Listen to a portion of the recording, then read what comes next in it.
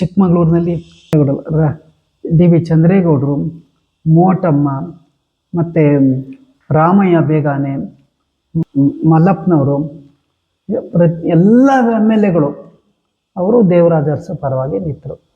ನಾನು ಒಬ್ಬಳೇ ತಾಲೂಕು ಬೋರ್ಡ್ ಅಧ್ಯಕ್ಷರು ಇಂದಿರಾ ಗಾಂಧಿ ಪರವಾಗಿ ನಿಂತಿದ್ದು.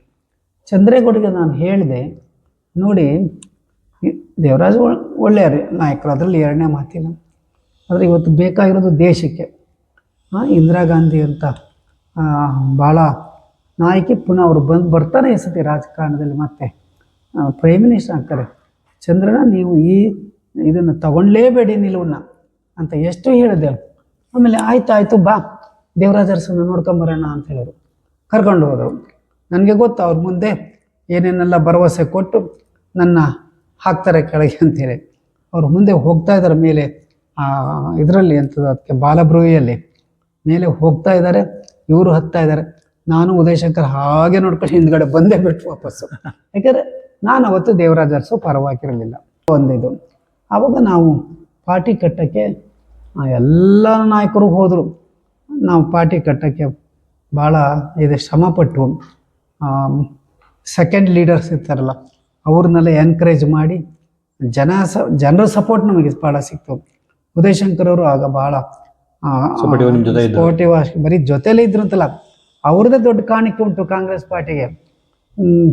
ಮತ್ತು ಮೋಟಮ್ಮ, ಮತ್ತು ಪುನಃ ರೆಡ್ಡಿ ಕಾಂಗ್ರೆಸ್ಸು, ಇಂದಿರಾ ಕಾಂಗ್ರೆಸ್ಸು ಅಂತ ಆಯಿತು. ಮತ್ತು ನಮ್ಮ ಮೂಡಿಗೆರೆಯಲ್ಲಿ ಎಚ್ ವಿ ಬೈರೇಗೌಡರು, ಸುಬ್ಬೇಗೌಡರು ಅವರೆಲ್ಲರೂ ರೆಡ್ಡಿ ಕಾಂಗ್ರೆಸ್ಸಿಗೆ ಹೋಗ್ಬಿಟ್ರು.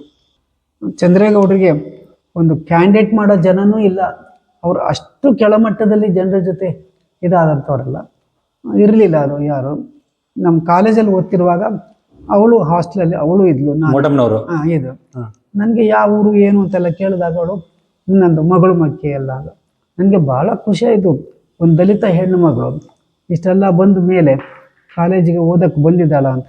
ನಾನು ಅವಾಗ ಅವಳಿಗೆ ಎನ್ಕರೇಜ್ ಕೊಡೋಕ್ಕೆ ಶುರು ಮಾಡಿದೆ.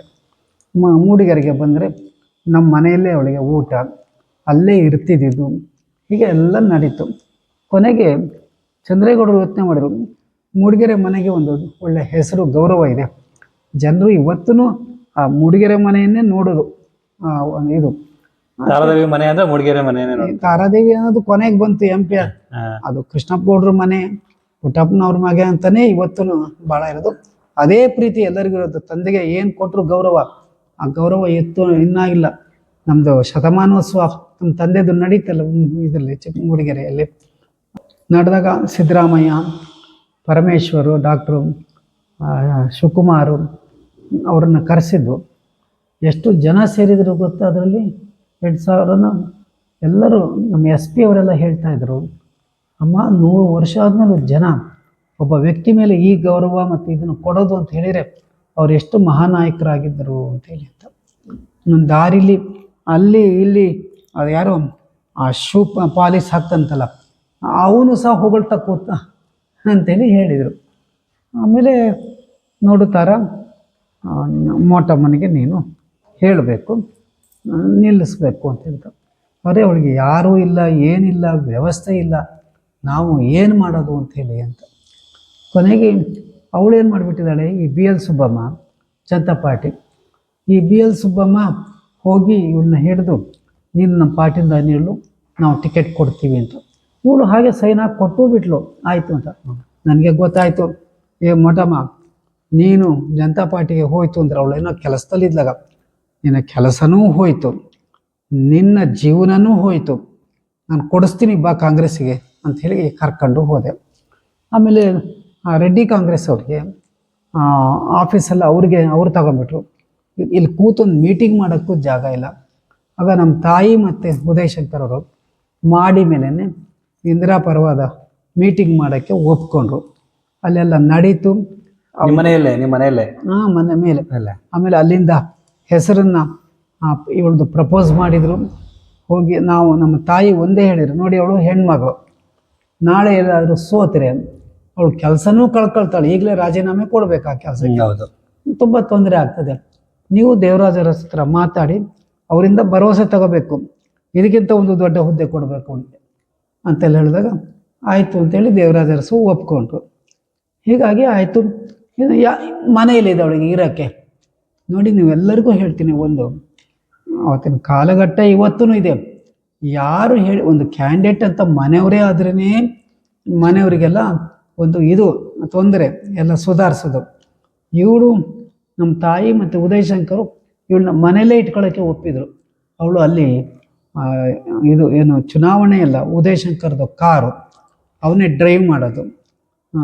ದೇವರಾಜ ಅರಸು ನನ್ನ ಹತ್ರ ಹಣ ಇಲ್ಲ ಅಂತ ಕೈ ಎತ್ತಿಬಿಟ್ರು. ಯಾಕೆಂದರೆ ಅದು ಡಿವ್ಯಾಲ್ಯೂಯೇಷನ್ ಎಂಥದ್ದು ಮಾಡಿದರು. ಹಣದಿದ್ದೆಲ್ಲ ಹೋಗ್ಬಿಡ್ತು. ಒಂದು 5,000 10,000 ಕೊಟ್ಟರು, ಮತ್ತು ಏನೂ ಕೊಡಲಿಲ್ಲ. ನಾವು ಜನಗಳಿಗೆ ನಮ್ಮ ಮನೆ ಮೇಲೆ ಗೌರವ, ಒಂದು ಹೆಣ್ಮಗಳನ್ನ ಮನೇಲಿ ಇಟ್ಟುಕೊಂಡು ಈ ಚುನಾವಣೆ ನಡೆಸ್ತಿದ್ದಾರೆ, ಅವ್ರ ತಾಯಿ ಎಷ್ಟು ತ್ಯಾಗ, ಇದು ನನ್ನ ಮಕ್ಕಳಿಗಾಗಲಿಲ್ಲ ಅಂತ ಬಂದೇ ಬರುತ್ತೆ ನೋಡಿ. ನನಗೆ ಬೆಳ್ತಂಗಡಿಯಲ್ಲಿ ಸಿಗ್ತಾ ಇದ್ದಿದ್ದು ಟಿಕೆಟು. ಮತ್ತು ನಮ್ಮ ತಾಯಿ ನಮ್ಮ ಉದಯಶಂಕರು ಒಪ್ಪಿದ್ರು. ಇವಳು ಒಂದು ಭಾಳ ಇಂಟೆಲಿಜೆಂಟು, ನಾವು ದಡ್ಲು ಅಂತ ತಿಳ್ಕೊಂಡಿದ್ದು. ಅವಾಗ ಅಳ್ಳಗೆ ಶುರು ಮಾಡಿದ್ಲು. ಏನಮ್ಮ ನನ್ನ ಹತ್ರ ದುಡ್ಡಿಲ್ಲ, ಮತ್ತು ನನಗೆ ಸಪೋರ್ಟಿಂಗಿಗೆ ಯಾರೂ ಇಲ್ಲ, ಹೀಗೆ ಅಂತ. ಅಂದರೆ ನಮ್ಮಿಂದ ಪ್ರಾಮಿಸ್ ತಗೋಬೇಕಿತ್ತು ಅವಳು, ನಾವು ಮಾಡ್ತೀವಿ ಅಂತ. ನಮ್ಗದೆಲ್ಲ ಅರ್ಥ ಆಗ್ತಿರಲ್ಲ. ನಾವೊಂದು ದೊಡ್ಡ ಇದರಲ್ಲಿ ಯೋಚನೆ ಮಾಡುವಂಥ ಜನ ಆಗಿದ್ದು. ಅದಾದಮೇಲೆ ಅವಳು ನಂದು ಇದಕ್ಕೆ ಬೆಳ್ತಂಗಡಿ ನಾನು ನಿಲ್ತೀನಿ ಅಂತ ಗೊತ್ತಾದಾಗ ಹತ್ಲು. ಮತ್ತೆ ನೀವು ಹೋದರೆ ನನ್ನ ಇಲ್ಲಿ ಯಾರು ಚುನಾವಣೆ ನಡೆಸ್ಕೊಡೋರು ಅಂತ. ಬಂದಿದ್ದ ಟಿಕೆಟನ್ನು ಬಿಟ್ಟೆ ನಾನು. ಯಾರು ಮನೆಯಲ್ಲವರು ತಾಯಿದಿರು ಹೋಗ್ತಾರ, ತಮ್ಮದಿರು ಹೋಗ್ತಾರ, ಯಾರ ಮನೆ ನಿಮಗೆ ಬೆಳ್ತಂಗಡಿ ಟಿಕೆಟ್ ಸಿಕ್ಕಿತ್ತು? ಸಿಕ್ಕಿತ್ತು, ವಿಧಾನಸಭೆಗೆ ಆಲ್ಮೋಸ್ಟ್ ಡಿಸೈಡ್ ಆಗಿತ್ತು. ಯಾಕಂದರೆ ನಾನು ದೇವರಾಜ ಅರಸು ಹತ್ರ ಹೋದೆ. ಆ ಮಂಗಳೂರಿನಲ್ಲಿ ಅವಾಗ ಎಂಥದೋ ಇದ್ರಪ್ಪ, ಅವರು ದೊಡ್ಡ ಲೀಡ್ರು ಮಾತ್ರ ಅವರು. ನೀವು ಟಿಕೆಟ್ ಕೊಡಿ ಅಂತ ಇವಾಗೆಲ್ಲ ಪಕ್ಷದ ಹಿಂದೆ ಬೀಳ್ತಾರೆ, ನೀವು ಟಿಕೆಟ್ ಕೊಟ್ಟಿದ್ನ ಬಿಟ್ರಿ. ಅವಾಗ ಅವರು, ನಾನು ದೇವರಾಜ ಅರಸು ಹತ್ರ ನೆಟ್ಟಿಗೆ ಅವ್ರ ಮನೆಗೆ ಹೋಗ್ಬಿಟ್ಟೆ ಬಾಲಪುರಿಗೆ. ಏನಮ್ಮ ಅಂದರು, ಸರ್ ನನಗೆ ಬೆಳ್ತಂಗಡಿಯಲ್ಲಿ ಟಿಕೆಟ್ ಕೊಡಬೇಕು ಅಂತ ಹೇಳಿದ್ರು. ಮತ್ತು ಇಂದಿರಾ ಗಾಂಧಿಯವರು ಬಂದು ಅಲ್ಲಿ ಗ್ಲಾಸ್ ಹೌಸಲ್ಲಿ ಅವ್ರದ್ದೊಂದು ದೊಡ್ಡ ಕಾನ್ಫರೆನ್ಸ್ ಇತ್ತು. ಆಗ ನಾನು ಹತ್ತಿದೆ, ಹೋದೆ, ಇಂದಿರಾ ಗಾಂಧಿ ಜೊತೆ ಪಕ್ಕದಲ್ಲೇ ನಿಂತೆ. ನನಗೆ ಟಿಕೆಟ್ ಬೇಕು ಹೀಗೆ ಅಂತೇಳಿ. ದೇವರಾಜ್ ಅದು ಏನು ಅಂತ ನೋಡು, ಈ ಹೆಣ್ಮಗಳಿಗೆ ನ್ಯಾಯ ಕೊಡು ಅಂತ ಹೇಳಿದರು. ಅದು ಎಲ್ಲ ನಡೀತು. ಕೊನೆಗೆ ಅದಕ್ಕಿಂತ ಮುಂಚೆ ಎಲ್ಲ ಇಬ್ಬಾಗ ಆಯ್ತಲ್ಲ, ರೆಡ್ಡಿ ಮತ್ತೆ ಆಯ್ತಲ್ಲ, ಅದು ಅಲ್ಲ ದೇವರಾಜ ಅರಸು. ಕೊನೆಗೆ ಅವರು ನನ್ನನ್ನು ಇಂದಿರಾ ಗಾಂಧಿ ಕಾಂಗ್ರೆಸ್ದು ಇದಕ್ಕೆಲ್ಲ ನಾವು ಇಲ್ಲಿ ಬಸ್ ಮಾಡಿಕೊಂಡೆಲ್ಲ ಕರ್ಕೊಂಡು ಹೋದ್ವು. ಉದಯಶಂಕರೇ ಪಾಪ ಎಲ್ಲ ಅರೇಂಜ್ ಮಾಡಿದ್ದು. ನನ್ನನ್ನು ಪ್ರಣಬ್ ಮುಖರ್ಜಿ ಕರೆದು ಆರ್ಥಿಕನೋ ಪೊಲಿಟಿಕಲ್ ರೆಸಲ್ಯೂಷನ್ನು ಮೂವ್ ಮಾಡ್ತೀವಿ, ನೀನು ಸಪೋರ್ಟ್ ಮಾಡಿ ಮಾತಾಡಬೇಕು ಅಂತ ಹೇಳಿದ್ರು. ಆಯಿತು ಅಂದೆ, ಅದು ದೊಡ್ಡ ಗೌರವ ಅದು. ಆಮೇಲೆ ನಾನು ಸಪೋರ್ಟ್ ಮಾಡಿ ಎಲ್ಲ ಮಾತಾಡಿದೆ ಎಲ್ಲರಿಗೆ. ಅದು ನಾನು ಚಿಕ್ಕಮಂಗ್ಳೂರಿನಲ್ಲಿ ನೋಡಿ ಇಂದಿರಾ ಗಾಂಧಿಗೆ ಇವರು ಮಾಡಿದ್ದಾರೆ ನೋಡಿ ಅನ್ಯಾಯ, ಅದಕ್ಕೆ ನನ್ನ ಸೆಲೆಕ್ಟ್ ಮಾಡಿ ನನ್ನ ಕೈಯಿಂದನೇ ಮಾತಾಡಿಸಿದ್ರು. ಅಲ್ಲಿ ದೇವರಾಜ ಅರಸು ಅವರು ಚಂದ್ರೇಗೌಡರಿಗೆ ಹೇಳಿ ಮಾಡಿಸ್ತಿದ್ರು ಎಲ್ಲ ಸಪೋರ್ಟು. ಈ ಥರ ನಡೆದು ಕೊನೆಗೆ ಮೋಟಮ್ನವರು ಭಾಳ ಹೈಯೆಸ್ಟ್ ಇದರಲ್ಲಿ ಗೆದ್ದರು.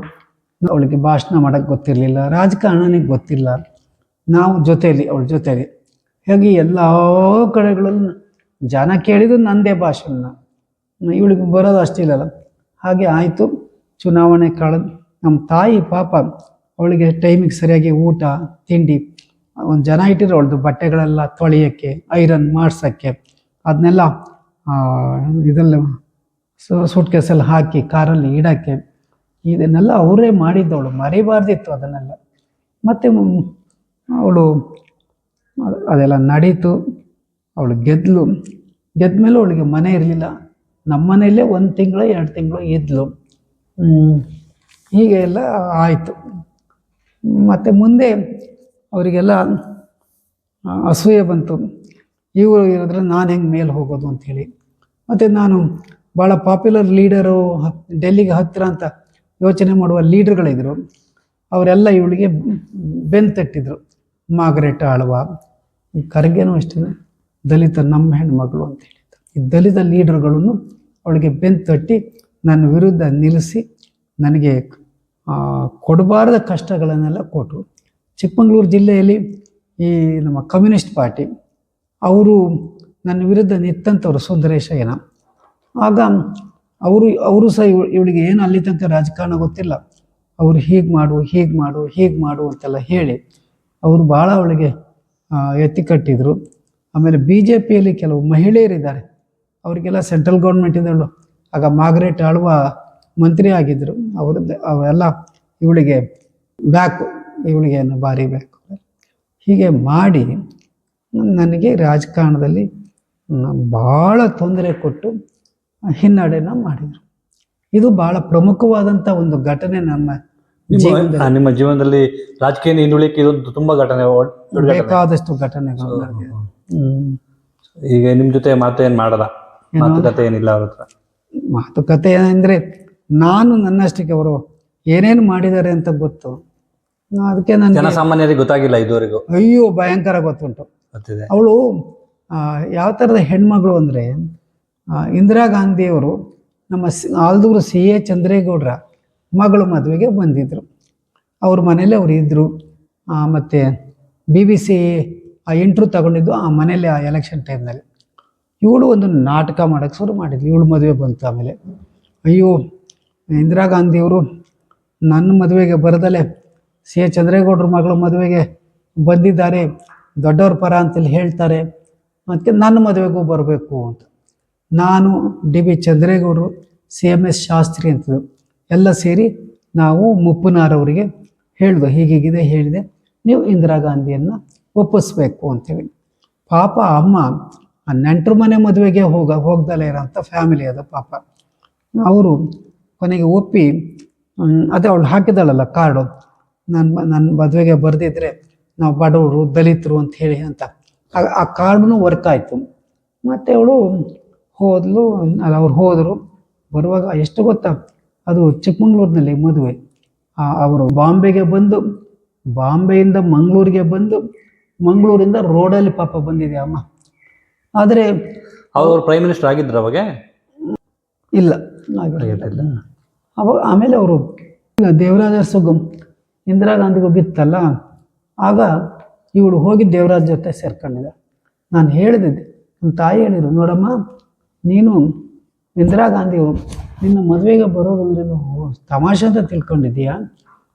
ಅಮ್ಮ ಬಂದಿದೆ, ನಿನಗೆ ಎಲ್ಲ ರೀತಿ ಸಪೋರ್ಟ್ ಕೊಟ್ಟಿದೆ, ನೀನು ನಮ್ಮ ತಾರಾ ಇಂದಿರಾ ಗಾಂಧಿ ಜೊತೆ ನಿಲ್ಲಬೇಕು ಅಂತ, ಅದಕ್ಕೆ ನೀವು ಅವ್ರ ಜೊತೆನೇ ಅಂತ ಹೇಳೋರು. ನನ್ನ ತಾಯಿಗೆ ಏನು ಹೇಳಿದ್ಲಂತೆ ಗೊತ್ತಾ, ನೋಡಿ ಅಮ್ಮ, ನಿಮ್ಮ ಮಗಳು ತಾರಾದೇವಿಯವರು ಇವತ್ತು ಇಂದಿರಾ ಗಾಂಧಿ ಪರವಾಗಿ ನಿಲ್ಲೋದ್ರಿಂದ ನಮ್ಮ ಜಿಲ್ಲೆಯಲ್ಲಿ ಯಾವ ಅಭಿವೃದ್ಧಿ ಕೆಲಸ ಆಗೋದಿಲ್ಲ, ಎಲ್ಲ ಕೆಲಸಗಳು ನಿಂತೋಗ್ತದೆ, ಅವಳಿಗೆ ಮಂತ್ರಿ ಮಾಡ್ತೀನಿ ಅಂತೇಳಿ ಇದು ಬೇರೆ ಅರೇಂಜ್ಮೆಂಟು. ಅದಕ್ಕೆ ಅವಳು ಹತ್ಲಾಗ ಹೋಗಿದ್ದಾಳೆ. ಆಮೇಲೆಲ್ಲ ಹೆದರಿಸಿದಾರ, ಇಂದಿರಾ ಗಾಂಧಿಗೆ ಏನೂ ಇಲ್ಲ, ಫ್ಯೂಚರ್ ಇಲ್ಲ ಅಂತೇಳಿ ಅಂತ ಅವಳು ಭಾಳ ಹೇಳಿದ್ಲು. ಕೊನೆಗೆ ಅವಳು ಓಪನ್ ಆಗಿ ಸ್ಪೀಚಲ್ಲೆಲ್ಲ ಹೇಳಿದ್ರು, ನನಗೆ ಇಂದಿರಾ ಗಾಂಧಿಯವ್ರು ನನ್ನ ಮದುವೆಗೆ ಬಂದಿದ್ರು ಅಂತಾರೆ, ಯಾಕೆ ಗೊತ್ತಾ, ಇಂದಿರಾ ಗಾಂಧಿಯವ್ರಿಗೆ ನಾನು ದಲಿತರ ಪರವಾಗಿ ಇದ್ದೀನಿ ಅಂತ ತೋರಿಸ್ಕೋಬೇಕಿತ್ತು, ಅದಕ್ಕೆ ಹೀಗೆ ಮಾಡಿದ್ಲು. ಅವರಿಗೆ ನಿಜವಾಗಿ ದಲಿತರ ಮೇಲೆ ಪ್ರೀತಿ ಇದ್ದರೆ ಜಗಜೀವನ್ ರಾಮನ ಪ್ರೈಮ್ ಮಿನಿಸ್ಟರ್ ಮಾಡಬೇಕು ಅಂತ ಹೇಳಿದ್ಲು. ಇದು ಓಪನ್ ಸ್ಪೀಚು, ನಾನು ಹೇಳ್ತಿದ್ದಲ್ಲ, ಫಂಕ್ಷನಲ್ಲೇ ಈ ಥರ ಮಾಡಿ ಅವಳು ಕಷ್ಟ ಕಾಲದಲ್ಲಿ ನಿಲ್ಲಿಲ್ಲ ಇಂದಿರಾ ಗಾಂಧಿ ಜೊತೆ. ನಮ್ಮ ಜೊತೆ ನಾವು ಅಷ್ಟು ಮಾಡಿದರೂ ನಿಲ್ಲಿಲ್ಲ. ಮತ್ತು ನೆಕ್ಸ್ಟ್ ಟೈಮು ವೀರೇಂದ್ರ ಪಾಟೀಲ್ಗೂ ಮತ್ತು ರಾಜೀವ್ ಗಾಂಧಿಗೂ ಡಿಫ್ರೆನ್ಸ್ ಬೆಳೀತು. ಆಗ ವೀರೇಂದ್ರ ಪಾಟೀಲ್ ಮನೆಗೆ ಹೋಗಿ ಇವಳು ಕೂತಲು. ಎಲ್ಲ ಅವತ್ತು ಎಷ್ಟು ಪ್ರಮುಖ ಇತ್ತು ಅಂದರೆ ಈ ರಾಜೀವ್ ಗಾಂಧಿಯವರ ರಾಜಕೀಯ ಜೀವನದಲ್ಲಿ, ಅವತ್ತು ಎಲ್ಲರೂ ಗವರ್ನರ್ ಮನೆಗೆ ಹೋಗಿ ನಾವು ಮೆಜಾರಿಟಿ, ನಾವು ಇದರಲ್ಲಿ ನಾವು ಮೆಜಾರಿಟಿ ಎಲ್ಲ ನಾವು ರಾಜೀವ್ ಗಾಂಧಿಯವರ ಪರವಾಗೇ ಇದ್ದೀವಿ, ಆದ್ದರಿಂದ ಅವರನ್ನು ಯಾರನ್ನ ವೀರೇಂದ್ರ ಪಾಟೀಲನ್ನು ಅವರನ್ನು ಕೆಳಗಿಳಿಸ್ಬೇಕು, ನಮ್ಮಲ್ಲೇ ಒಬ್ಬರನ್ನ ನೀವು ಚೀಫ್ ಮಿನಿಸ್ಟ್ರು ಮಾಡಬೇಕು ಅಂತೇಳಿ ಅಂತ. ಇವಳು ಹೋದವಳು ಎಂಥದ್ದು, ಆ MLAಗಳದ್ದು ಗ್ರೂಪ್ ಹೋಯ್ತಲ್ಲ ಗವರ್ನರ್, ಆಮೇಲೆ ಅಲ್ಲಿ ಬಂದು ರಾತ್ರಿ ಬಂದು ಅವಳು ಇದು ಎಂಥದ್ದು ಶಾಸಕರ ಭವನದಲ್ಲಿ ಅವಳು ರೂಮಲ್ಲಿ ಮಲಗಿದ್ಲು. ಎಲ್ಲ ನಮ್ಮ MLAಗಳೆಲ್ಲ ಹೋಗಿ ಚಿಕ್ಕಮಂಗ್ಳೂರು ಜಿಲ್ಲೆ ಎಲ್ಲ ಬಾಗಿಲು ಬಡ್ದಿದ್ದಾರೆ, ಮೋಟಮ್ಮ ಬಾಯಲ್ಲಿ ನಾವು ರಾಜಭವನಕ್ಕೆ ಹೋಗಬೇಕಾಗಿದೆ ಹೇಗೆ ಅಂತ ಎಷ್ಟು ಬಾಗಿಲು ಬಡಿದ್ರು ತೆಗಿಲಿಲ್ಲ. ಯಾವಾಗ ವೀರೇಂದ್ರ ಪಾಟೀಲ್ದು ಅವ್ರಿಗೆ ಬಹುಮತ ಇಲ್ಲ ಅಂಥೇಳಿ ಗವರ್ನರ್ ತೀರ್ಮಾನ ಮಾಡಿದರು, ಮತ್ತು ಕಾಂಗ್ರೆಸ್ ಪಾರ್ಟಿ ಒಂದು ಮೀಟಿಂಗ್ ಕರೀತು ಹೊಸ ನಾಯಕರನ್ನ ಆಯ್ಕೆ ಮಾಡಿ, ಆಗ ಇವಳು ಬಂದು ಎಲ್ಲರೂ ಕೇಳಿದ್ರು ಏನು ಬರಲಿಲ್ಲಲ್ಲ ಅಂಥೇಳಿ. ಅದು ನನ್ನ ನಿದ್ರೆ ಮಾತ್ರ ತಗೊಂಡ್ಬಿಟ್ಟಿದ್ದೆ, ನನಗೆ ಎಚ್ಚರನೇ ಆಗಿಲ್ಲ. ಅದು ಎಷ್ಟು ಕಷ್ಟದ ಗಳಿಗೆ ಅದು. ರಾಜೀವ್ ಗಾಂಧಿಯವರ ನಾಯಕಕ್ಕೆ ಒಂದು ದೊಡ್ಡ ಸವಾಲು ಅದು. ಹೀಗೆ ಹಾಗೆ ಅಂತೆಲ್ಲ ಹೇಳಿದ್ಲು. ಮತ್ತೆಲ್ಲ ಅವಳಿಗೆ ಪರ ಮಾಡಿದವ್ರು ನಾನು ಹೇಳಿದ್ನಲ್ಲ ಎಲ್ಲ ಕೆಲವು ನಾಯಕರು, ಅವರು ಆಯಿತು ಅಂತೇಳಿ ಒಪ್ಕೊಂಡ್ರು. ಆಮೇಲೆ ಬೇರೆಯವ್ರ ಹತ್ರ ಎಲ್ಲ ಹೇಳಿದ್ಲಂತೆ, ಈ ನೆಹರು ಮತ್ತು ಇಂದಿರಾ ಗಾಂಧಿಗೆ ಬೇರೆ ಕೆಲಸ ಇಲ್ಲ, ಕಾಂಗ್ರೆಸ್ ಪಾರ್ಟಿನ ಯಾವಾಗಲೂ ಒಡೆಯೋದು ಹಾಗೆ ಹೀಗೆ ಅಂತೆಲ್ಲ ಏನೇನೆಲ್ಲ ಮಾತಾಡಿದ್ರು. ಅದಾಯಿತು. ಆಮೇಲೆ ಮತ್ತೆ ಕಾಂಗ್ರೆಸ್ಸಲ್ಲೇ ಇದ್ಲು.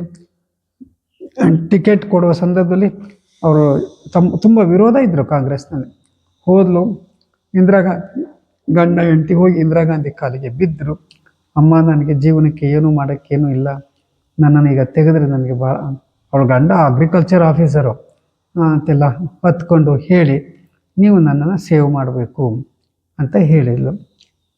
ಇಂದಿರಾ ಗಾಂಧಿಯವ್ರಿಗೆ ಸ್ವಲ್ಪ ಈ ದಲಿತರು ಅದು ಇದಂದ್ರೆ ಬೇರೆಯವರೆಲ್ಲ ವಿರೋಧನೇ ಮಾಡಿದ್ದು ಅವಳಿಗೆ.